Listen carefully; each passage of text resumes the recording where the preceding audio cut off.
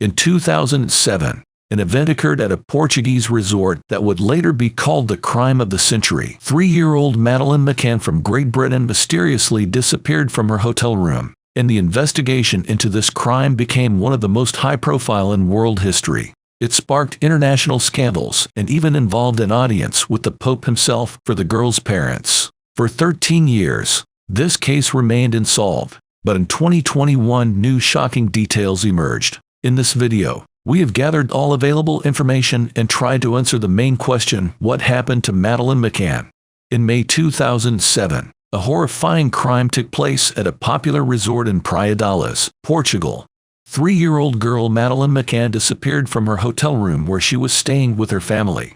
Since then, no one has seen her. In 2007, spouses Kate and Jerry McCann were on a 7-day vacation at a quiet Portuguese resort in Praia d'Alas. The choice of location for this British family with 3 children was quite obvious. Among the large number of tourists from the United Kingdom, Portuguese language here was only second or third most commonly used after English. Locals referred to it as Little Britain. Additionally, there were 3 child care centers operating at the resort where nanny services could be arranged when playrooms were closed. The couple was vacationing with 4 other families, 9 adults who were all medical professionals, and 8 children including 2-year-old twins Sean and Amelie McCann along with their 3-year-old sister Madeline. The couple's vacation followed a fairly routine pattern each day. They had breakfast and lunch together with their children in their apartment before sending them off to play at one of these child care centers, while they dined out every evening between 8:30 and 9 o'clock until around 11 o'clock, leaving their children alone, periodically checking on them except for one family, who had a baby monitor. The restaurant was located 50 meters away from the apartment, and the McCanns had secured a table that allowed them to see their apartment windows. The bedroom faced the parking lot and garden, adjacent to the back door. It had one window with shutters facing the parking lot. Madeline's bed was at the other end of the room. The twins slept in travel cots. Madeline slept on one of the twin beds with a soft pink toy cat.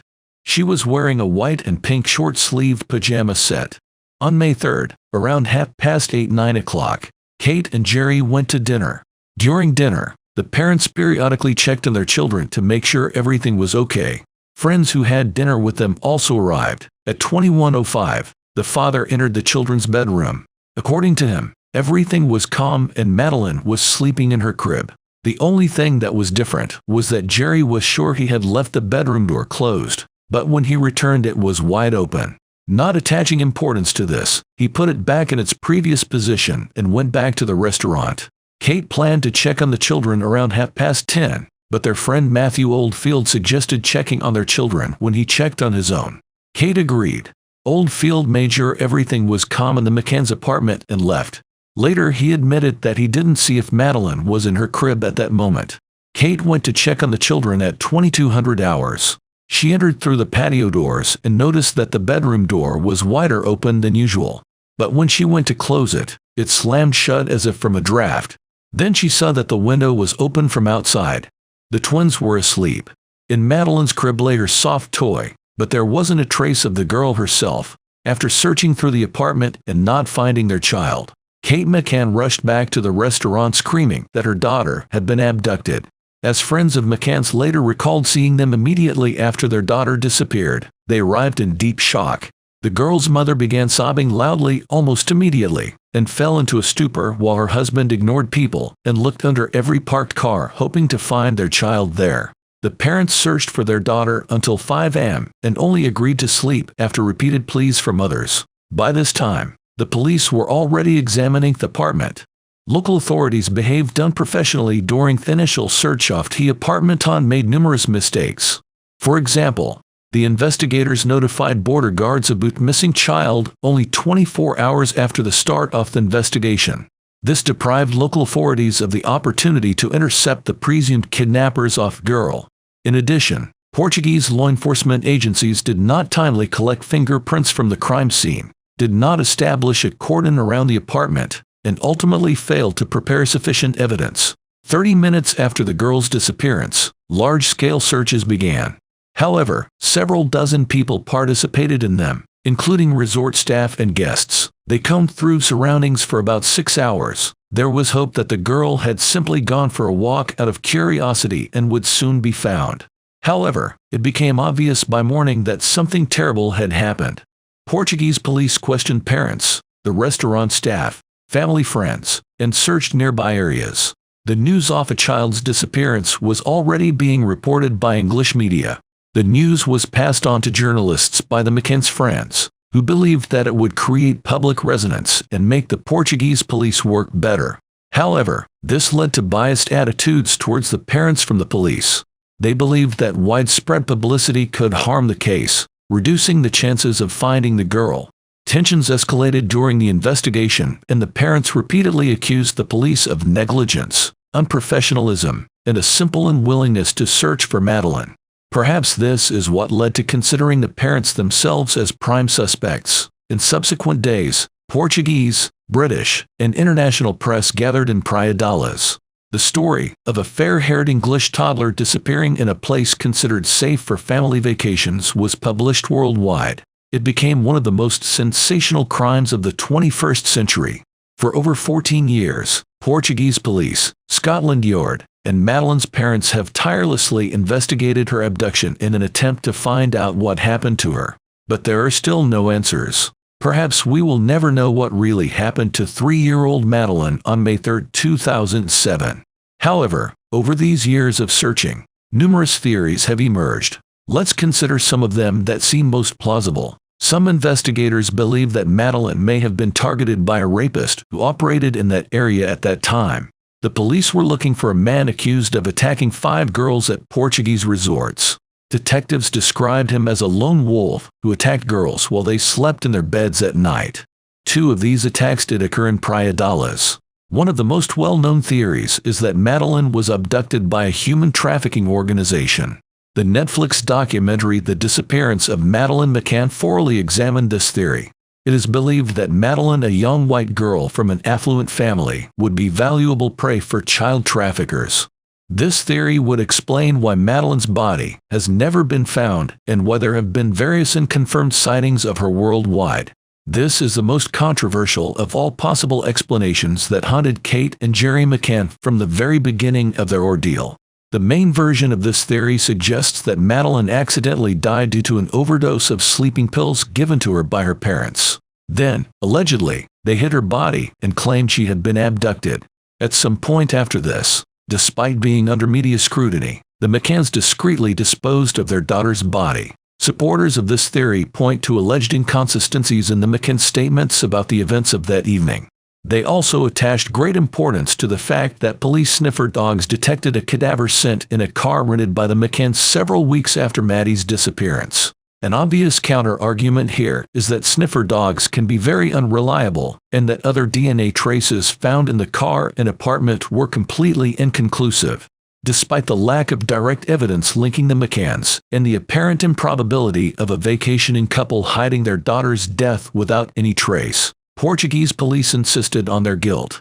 4 months after Madeline's disappearance, Portuguese police questioned her parents as suspects in this case. At that time, detectives believed that the couple may have staged Madeline's abduction and hidden her body. Madeline's mother, Kate, claimed that she was offered to confess to concealing her daughter's death in order to reduce her prison sentence. The formal status of suspects was lifted from the couple in 2008, but they remained under suspicion for many years. Senior Detective Goncalo Amaral, who led this investigation, was removed from it. Amaral wrote a book accusing Madeline's parents of involvement in her disappearance. He explained this as an attempt to protect his professional reputation. The defamation lawsuit filed by the McCanns against former detective regarding claims made in his book was dismissed by Portugal's Supreme Court. Kate and Jerry appealed to European Court of Human Rights but lost it in September 2022. The couple also faced numerous attacks online where they were accused of murdering their daughter and covering it up. Devastated parents met with U.S. Attorney General Pope Francis, participated in numerous talk shows. They also established Madeline Fund, which received less than £2 million within a year. Meanwhile, British investigators worked parallelly with Portuguese counterparts examining evidence and interviewing witnesses. but there were few leads. And in 2008, Portuguese police closed the case. In 2011, Home Secretary Theresa May initiated an investigation called Operation Grange. The task force led by inspectors Randy Ed Wood and Simon Foy consisted of 7 civilians and 28 detectives. Within its framework, a group of top British investigators was supposed to uncover the mystery of Madeline McCann's disappearance. A huge sum of money was allocated for the investigation, and British investigators once again interviewed dozens of people in Portugal and England. The head of the group, Senior Inspector Andy Redwood, was confident that there is still a possibility of finding the child alive. During the operation, all those convicted of crimes against children, restaurant employees, and tourists vacationing at the resort were checked. However, none of the versions were confirmed. During their work on the case, detectives received over 8,000 messages from people who claimed to have seen Madeline. The majority of statements came from the United States, Great Britain, Switzerland, Mexico, and Singapore. It is known that more than 100 similar leads were investigated by authorities, but either this information is classified or it did not find confirmation. There are numerous theories about Maddie's disappearance. However, none have been confirmed. Nevertheless, in 2020 there was progress in the investigation. Police discovered a new suspect in Germany, a 43-year-old man who is already serving time in prison for assaulting a 72-year-old American woman. He also has 2 previous convictions for violence against underage girls. Additionally, he has had run-ins with police for drug trafficking as well as hotel and holiday home burglaries. At the time of Maddie's abduction, the suspect lived near to where McCann stayed, so he could indeed be responsible.